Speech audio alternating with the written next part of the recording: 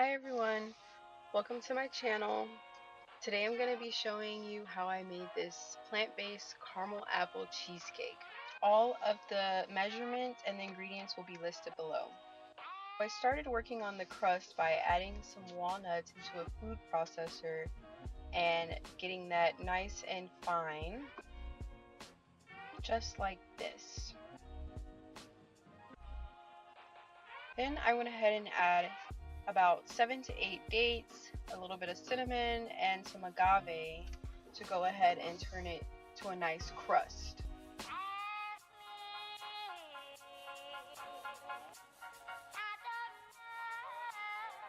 Once it's nice and blended up finely, it should be the consistency of dough, and you should be able to mold it very well, just like so. So I went ahead and grabbed my cheesecake tin and I oiled it up, the whole pan. I just wanted to make sure that the crust didn't stick when it was time for it to be cut. So I just oiled it all up with coconut oil, and I went ahead and added the crust to the bottom. You're going to take your hands and kind of just pat it down and make sure it's nice and compacted all the way to the bottom. If you have a smaller cheesecake tin, you could probably put the crust up around the sides, but I just chose to do it at the bottom. Then I went ahead and took the pan and threw it in the freezer. Meanwhile, we're going to work on the filling. I added some soaked cashews, agave, coconut milk, and vanilla to a blender, and I just blended it all up. You want to make sure that it's nice and smooth before you add it to the crust. So around this time, the crust should be a little bit hardened and firm, and it's time to add the filling.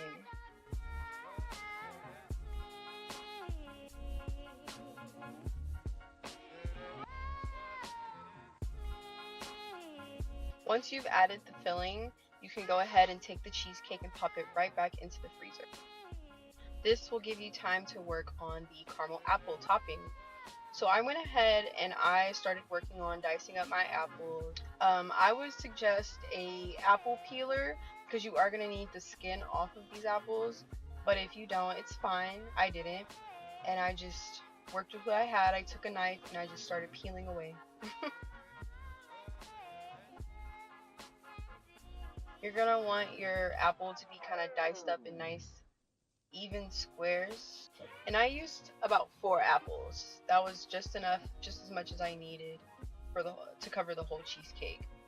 But once I diced all the apples, I went ahead and added it to a bowl and I set it aside.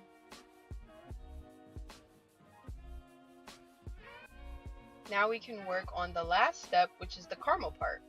So I brought my blender back out and I added about 8 to 9 dates, agave, cinnamon, and a little bit of water, and I blended it up. Now this you're going to have some patience to get it to the right caramel consistency, but trust the process. It will turn into a nice caramel. So now that I'm happy with the consistency, it's literally so perfect. That's where I went ahead and added it to the apples, and I mixed up the apples and the caramel to get it nice and covered. This is what's going to be on the top of the cheesecake.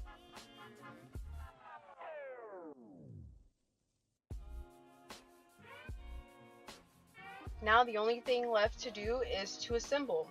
You're going to take your cheesecake out of the freezer and you're going to go ahead and evenly spread the caramel apple topping nicely over the cheesecake.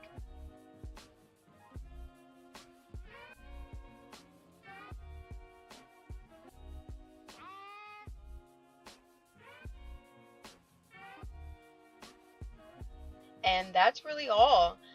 You can decide if you would like for the top to be a little bit harder and chewier. You can pop it right back into the freezer for about 20 minutes, or you could go right ahead and eat it straight away. But this is the finished look, guys. If you enjoyed this video, subscribe for more plant-based desserts, and I'll see you guys next time. Bye!